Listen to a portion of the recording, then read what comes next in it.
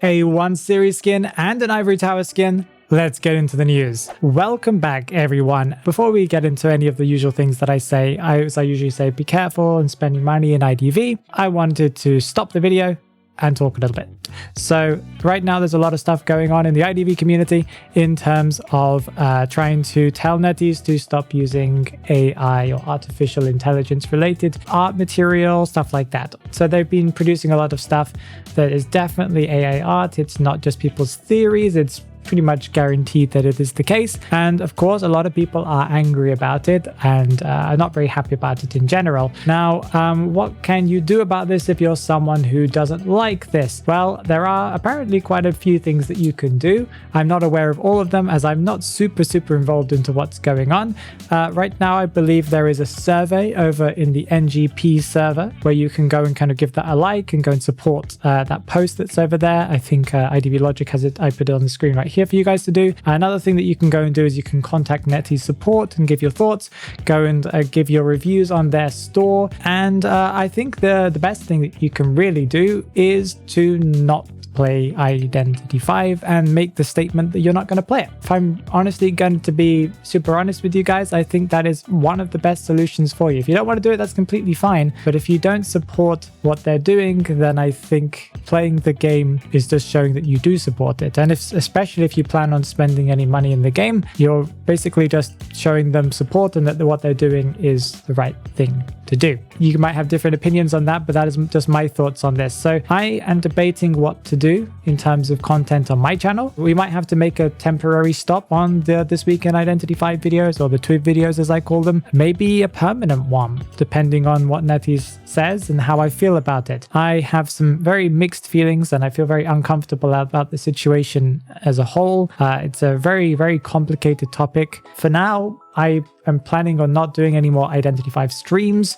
I'll probably be playing some other games for the sake of it on the channel, although I know it won't perform well because that's just not what my channel is aimed towards. The viewer base that I have does not really just receive non-Identity 5 content well. So I'll decide what I'll be doing in the case of the community that I've built up around my channel. But yeah, as for like This Week in Identity 5 videos, I don't know. Maybe we'll continue doing more This Week in Identity 5 videos. I think I'm waiting on Netties to make a statement, and I believe they have said that they are going to at least release a statement, or there are rumors that they've planned on making a statement about it. A lot of people are unhappy about it, so I think Netties will have to make a decision, and what decision they make, well, you need to make a decision yourself on what you want to support and what you don't want to support. As usual, I think there are many issues that Netties has had over the many years, and they still haven't done it in terms of gambling and all of this different things that are in the game. Not a lot of people talk about those things for some reason. I've been trying to be more vocal about it. Let's get on with the rest of the video. This week we've got some 1 series skins releasing in the store, one of which is for a toy merchant that is an 8-tier skin called Caged Dream. This is a really pretty skin.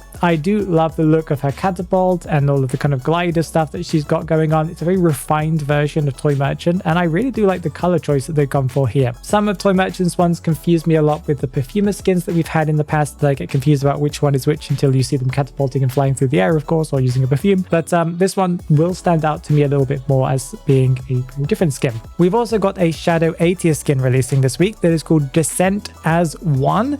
It's a really unique looking Shadow skin, although from behind it does look very similar to normal Shadow, at least from the arts that we've seen. I would like to see what it looks like in game. We haven't had any videos yet, but I do like the front of it as she is a normal human being. At least she looks like a normal human being from the front, and I really do like it when Netties does those types of things for skins.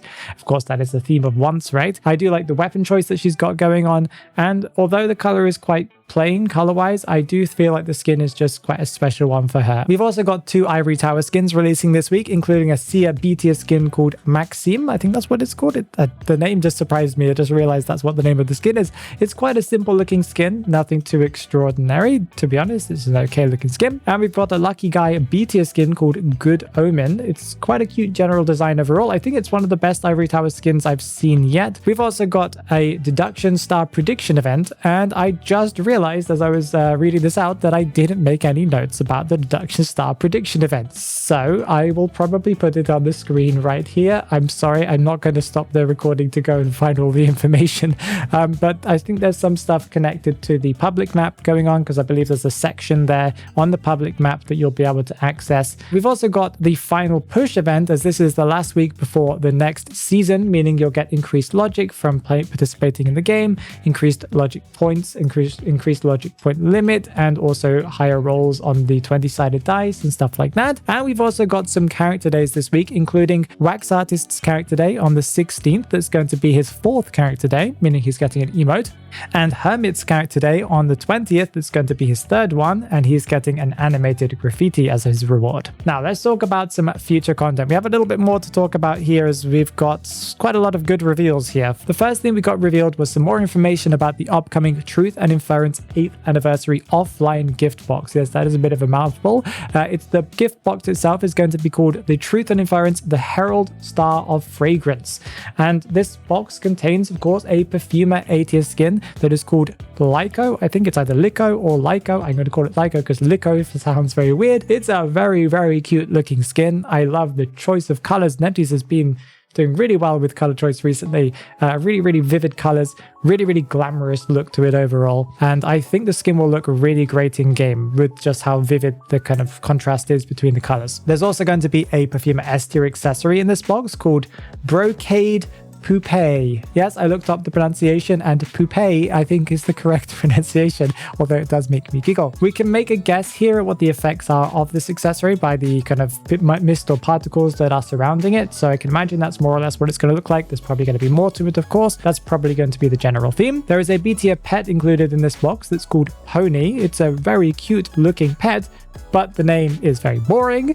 And it looks like we can see, as usual, there are different types of boxes that you can get, different physical versions of the offline gift box, including things like each box seems to have either statues, cards, metal badges, and different variations of those types of things.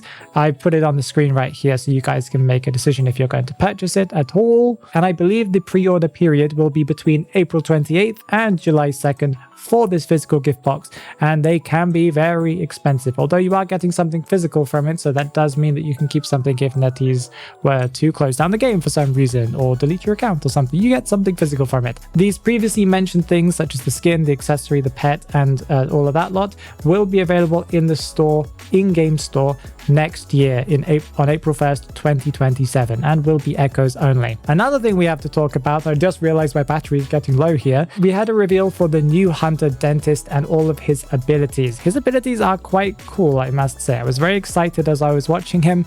The first thing that he has is he has one external trait called Bacterial Symbiosis. This ability is he can activate his lens, and whilst his lens is activated, his movement speed will increase whilst he's ballooning or attacking. Now, the rest of his abilities are physical abilities that you can activate and do and change between. His first ability is Ultraviolet Radiation. This is where he can project a rectangle of light radiation onto the ground in front of him.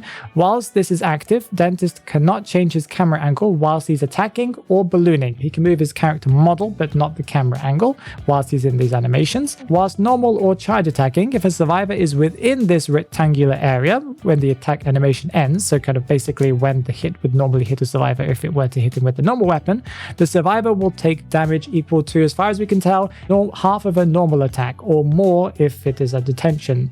So this doesn't mean you have to physically hit them with your weapon. You hit them with the light area. Using a charge attack will actually move the rectangle forwards. That will also seemingly go up objects as far as I can tell. So like the light protection will go up walls or over small items and stuff. It's really, really weird and wacky. So you can hit people from a distance. The second ability is called Dental Mirror. This is the ability where Dentist can adjust the angle of the lens. So he can kind of aim it a little bit further forwards or further back, I think. And this means that he can kind of also use his other abilities a little bit more carefully. His third ability is called Dark Maya, where he's able to teleport to the location, I think, of his rectangular light radiation zone. So if he's kind of pointed it upwards, he can then teleport to a second story, for example, as they showcase in the video. And another ability he's got is called Phototherapy. Dentist can project a giant wall of ultraviolet light that seems to kind of interact with things that are around it, not just touching it as far as I could tell, meaning that all of his abilities, for example, his rectangular light box, will actually go through walls instead of going up them as it usually would, meaning you can then teleport through walls and things like that with his Dark Maya ability, or hit survivors through walls by kind of aiming your box or whatever at the survivor that's there. It's quite an interesting ability, and if a survivor passes through that wall of light, they will have a decreased movement speed for a short period of time, and there's also like a small period of time where they're not able to go back through that wall. It becomes like a physical wall for a few seconds. His upgraded abilities when he's at full presence, I believe, are called Dark Maya Advanced, where he can teleport a second time, I believe, as far as I can tell, not just once but twice. And also his other ability upgrade is Phototherapy Advanced, where his light beam's duration is extended to the big wall. Touching the wall will reduce your movement speed even further than before, and you will also get decreased interaction speed and decoding speed whilst you're affected by the kind of slowdown effect. Quite an interesting hunter. I'm looking forward to seeing him in the game, assuming whatever. A very, very unique ability choice. I really do like this character design as a whole. This character should already be available in the test server, I believe, as he's available on April 13th, the time of recording of this video. And one thing for sure is that this character design, the actual physical character, is way cooler looking than I was expecting him to be. From the art, I wasn't too impressed. I thought he was a fool's gold copycat, and he is a little bit, but in game he looks much better. If you haven't already, make sure you watch that video that's on the screen right there, and go and check out any other ways you guys can support the anti-AI thing if you believe that that is something that you guys want to support.